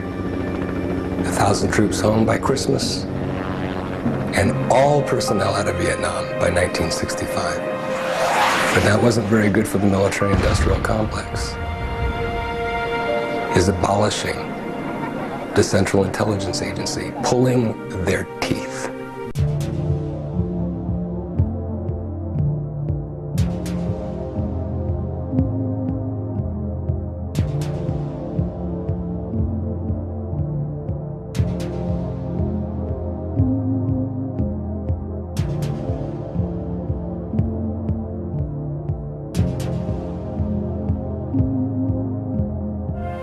Their original mandate by law is only to coordinate intelligence, not to create the Bay of Pigs. NSAM 55 told the chairman of the Joint Chiefs of Staff that the CIA no longer can do that, and any military operation has to come directly from them to the president, period. That kind of a document really causes problems. But Texas was home to Kennedy's most dangerous opponents. Oil millionaires and billionaires in Texas were petrified of one major factor that John F. Kennedy was considering, cutting the oil depletion allowance. And there was no way they were going to allow that. The FBI in Washington had at first given their full cooperation to the Dallas police. Their field agent in Dallas, in charge of the Oswald file prior to the assassination, was James Hosty. He was directed to help the police in their initial interrogation of Oswald.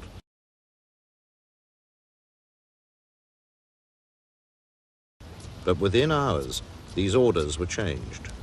I was approached by one of the senior agents from the counterintelligence squad and was told that there were now new orders, and I was not to talk to Oswald anymore, and I was not to cooperate with the police department in any manner concerning Oswald's background. I have since determined that those orders came directly from Assistant Director William Sullivan, who was in charge of the Foreign Counterintelligence Squad. He was also the person who had direct liaison with the National Security Council. The National Security Council is the President, the Vice President, the Secretary of State, and the Secretary of Defense. That's about as high as you can get. It wasn't till a week later that President Johnson gave in to congressional pressure and called the Warren Commission together. Of course, by this time, the FBI and probably the CIA and the Navy Department and the State Department had suppressed a lot of different things, and this was one of probably many of them. The police blundered with Oswald's murder, but the security of the president had been a Secret Service responsibility. The Dallas police had been powerless to prevent the assassination. They were also powerless in carrying out a proper investigation afterwards. We have the evidence, they claim, of 3 bullets being fired at the president, one hitting the Governor Connolly. Well, policemen would take those hard bits of evidence and begin to put this thing together. And first of all, would show that they could not have done the damage they did, the lethal damage they did, with only 3 bullets. If you come to this conclusion and you do it accurately by physical evidence, you throw the entire Warren Commission report out. The policemen working on the street are accustomed to solving murders, and they would go right ahead of it, with it, unless somebody stopped them. I have it here, where Mr. Wade requested, that I request that you turn all of the evidence obtained in the investigation of Lee Oswald's assassination of the president over to the FBI for mailing to Washington. We're turning all of our physical evidence over to the FBI. This was on the direct orders of the head of the FBI, J. Edgar Hoover. Here you have the greatest police agency in the world. They're supposed to keep the president alive. He's killed in broad daylight on the streets of a modern American city. How can Hoover possibly admit that he couldn't know about this and he couldn't prevent it? There was only one way, by having a nut who was all alone do it. There was nobody to squeal on. So, from the beginning, J. Edgar Hoover had an instant vision. Oswald was a lone nut assassin, and that's all that anybody ever considered, anybody in official position. All investigations focused on the lone gunman theory, and within 2 weeks, a detailed FBI report declared the guilt of Lee Harvey Oswald. Another long-standing critic of the official version of events has pursued the truth through the Freedom of Information Act, acquiring valuable documents which he believes prove a cover-up at the highest level. Former Senate investigator Harold Weisberg. Lee Harvey Oswald was killed by Jack Ruby on Sunday, the 24th of November. Nicholas Katzenbach was the acting attorney general and the deputy attorney general, and he knew immediately that Oswald wasn't going to be tried. They didn't have to put this evidence into court. So he takes a lawyer's yellow Lego pad, and he writes out in longhand a memorandum to Bill Moyers, that was the channel to Lyndon Johnson. And in essence, he says, we got to convince the world that Oswald was a lone assassin and that the evidence was such that he would have been convicted if he'd gone to trial. This is before they collected any evidence. This was Monday morning, Monday after the assassination. After the president's murder, Hoover had absolute control of the cover-up. All the physical evidence relating to the crime was swiftly removed to Washington. From the beginning, Oswald was promoted as the lone nut assassin, but in LBJ's home state, tongues were wagging. I met Lyndon on New Year's Eve at the Driscoll Hotel in Austin, and the people in Dallas, I mean, everyone was talking about Lyndon Johnson was the cause of the assassination, and it made my heart very heavy. I just couldn't believe that he could be a part of something so bad. So I confronted Lyndon. I said, Lyndon, you've got to tell me, were you part of the assassination? And of course he had a high temper fit, hit the wall, and he was very irate and angry. And he said, no, I was not, but the oil people, or he called them the fat cats of Texas that I knew, and the intelligence was the cause of the assassination.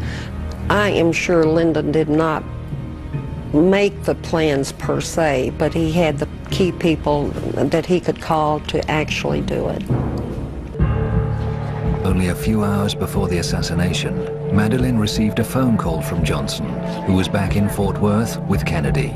Lyndon called me from the Texas hotel, and he was still irate. I said, Lyndon, about last night, and he went to cursing. He used foul language all the time, and he said, those Kennedys, he repeated, they will never embarrass me again. That's no threat, that's a promise. And I'd like the entire world to know how I personally feel is the fact Lyndon Johnson knew about the assassination and was a part of it. After the assassination, Cliff Carter, Johnson's aide, made repeated calls from the White House to the district attorney in Dallas, Henry Wade. He was instructed to look no further than Oswald for the guilty man. There was no conspiracy. A similar call was made to the Attorney General of Texas, Waggoner Carr. Then we have Lyndon Johnson himself calling the chief of homicide, Will Fritz, who's really doing the dirt work as far as interrogating Oswald and trying to get to the bottom of this case. He calls him and tells him, you have your man. You have your man. Let it go at that. Lyndon Johnson is trying to control what is going on with the investigation of the assassination of President Kennedy from Washington, D.C., with crucial figures in the case. The late Dr. Charles Crenshaw experienced the new president's controlling hand. He was in the operating theater at Parkland Hospital with his colleagues, working to save Oswald's life after Jack Ruby had shot him. He was urgently called to the phone in an adjoining office. I picked up the phone, and it was there I heard this voice like thunder that stated, this is the president, Lyndon B. Johnson. And he asked, how is the accused assassin doing? I was so startled. The thing that I could say was, he's holding his own. He's lost a large amount of blood. He said, would you take a message to the chief operating surgeon? It was more of an order than a question. So I said, yes, sir. He said, there is a man in the room. I would like for him to take a deathbed confession. And all of a sudden, the phone went off. From the moment he became president, Johnson had authority over every aspect of the cover-up of Kennedy's murder. He was unassailable. Johnson has the power to contain the investigation, both nationally and locally, on the ground in Texas. More so than if it had happened, let's say, in Oregon or Wisconsin. Texas. I know, as attorney for Lyndon Johnson, that he murdered John Kennedy. And there is no doubt in my mind. Coates and I started talking, and in the course of it, John told me, if the truth be told, Clark arranged the assassination of Kennedy. It was a kind of statement that you can't easily forget, even though I personally chose not to believe it at the time. It stuck with me. Attorneys know they're acting behind a privilege. They can say things to each other. And this talk would go on at after-hours drinks, at Christmas parties, just traveling on the road. And it was like Johnson had to get Kennedy out of the way. I worked closely with Don Thomas, and Thomas was the business attorney to the president and was the second man in the law firm. Thomas and I did a number of cases together, and we traveled the state because he did not fly. We'd been to Dallas one day shortly after I became partner, and it was driving back, and just out of the blue, it seems now, looking back, that Thomas said, "I am the only living man who knows what happened in Box 13. And we know what that meant. That was the stolen 1948 election. I didn't say anything. Sometimes it's best just to listen. And then he looked away and added, but Clark took care of things in Dallas. At that point, what I'd been hearing in the law firm, what John Coates had first told me, I knew was true, because this came from a man that was Johnson's business attorney, one of Johnson's most trusted confidants, a man who worked very closely with Johnson during his maturing years, his growing up years, so to speak, and as president. And when I heard that, there was no question but that Clark had been behind the assassination, and he'd done it for Johnson. One of the most compelling pieces of evidence linking Johnson with the assassination is through his henchman Malcolm Wallace, the convicted killer of Douglas Kinzer.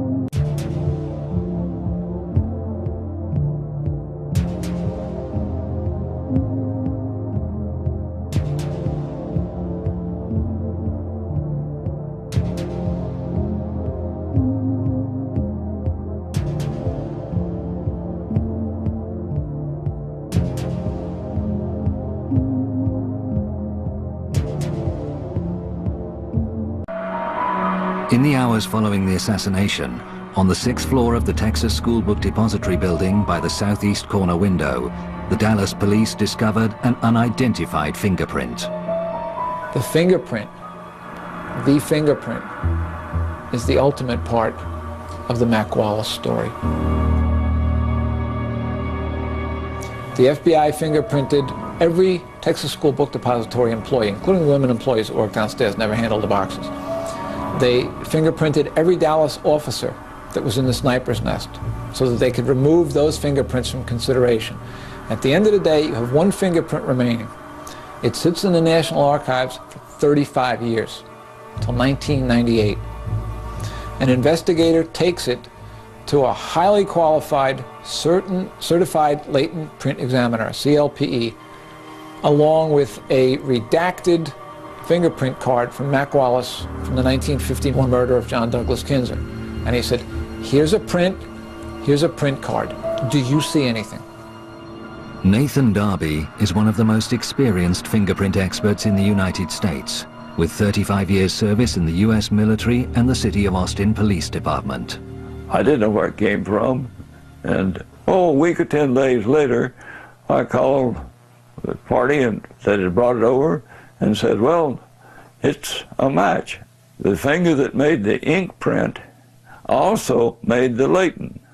And we call that a match or identified. And there was no question about it. They matched. 3 years later, Nathan Darby readdressed the same evidence and reconfirmed his original findings. When he was done, he had a 34-point match. And when you mention that in criminal circles to an investigator, how confident would you feel with a 34-point match? Oh, that's a slam dunk. It can't miss. It doesn't get any better than that. You give me a 34-point match on any case in the United States, I'll take it to court and win. The inked and the latent prints are made by the same finger. And the other evidence that I've been presented with was Malcolm Wallace's left little finger, without a reasonable doubt. Now, the fingerprint in question came from a cardboard box in the sniper's nest in Texas School Book Depository. Fingerprints do not last long on cardboard. So it's fair to say that either Malcolm Wallace was wandering around there for no purpose. He was in that sniper's nest on November 22nd. That evidence, that fingerprint evidence, along with Malcolm Wallace's sordid resume, was sent to every imaginable agency or individual that could have an interest in what happened to John Kennedy. The only people that took notice of it were the Dallas police, because it's still an open homicide on their blotter. And they took serious notice of it. And then they were told, forward it up the line, because Dallas no longer has any evidence. It's all in federal hands, even though it's an unsolved homicide. They forwarded it up the line. And it took 18 months for the FBI to say verbally, no, it's not a match. And the single most important fingerprint found in the last 35 years was buried.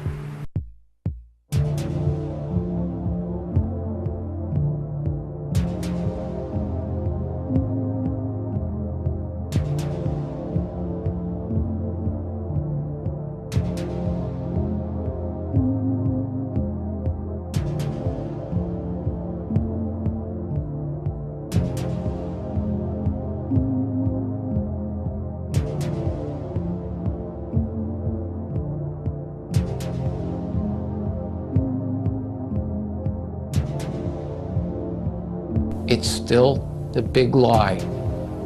It's unknown, it's unidentified. No, it's identified. It's Malcolm Wallace, and he's linked to Estes, Carter, and Lyndon B. Johnson.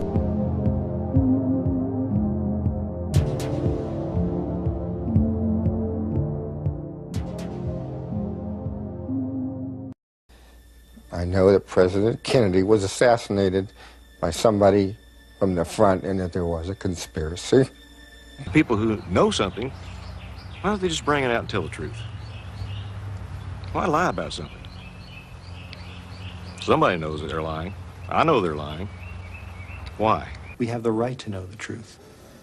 If we don't have the truth, everything we build on is a lie. It's like building a building on a false foundation.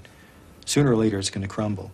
I think we must know what happened in November 22, 1963, in order to be a democracy today. And until the truth is told about that day, then we don't know that they're telling the truth today. I think it is terrible just to know that a nation can have within its own government those kind of evil influences that can cause something like that to happen, and then to cause it to be covered up to the extent that it has been, makes you feel like you're really not in a democracy. Just as John Kennedy's car took an incredible turn when it went onto Elm Street, 300 feet later, our form of government, our way of life, our way of respecting our government, our way of being respected by our government, took that same kind of bizarre wide turn, and we haven't gotten back on the straight and narrow yet. The Kennedy assassination was the end of faith in government. And so it's up to the little man to fight the odds. Davy Crockett, Sisyphus pushing his rock. Someone has to keep fighting the odds. And even though you know the chances are that you're never going to get a resolution to what you're fighting for, you have to fight for it anyway. Just the principle of justice. Just the principles of American democracy. Don't give up. Keep fighting.